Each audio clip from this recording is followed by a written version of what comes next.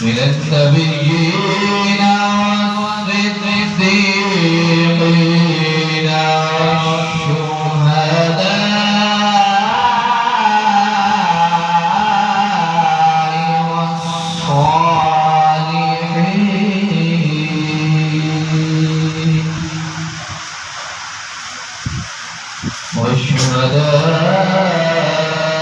والشهداء والصالحين وحسن أولئك رفيقا ذلك الفضل من الله وكفى بالله عليما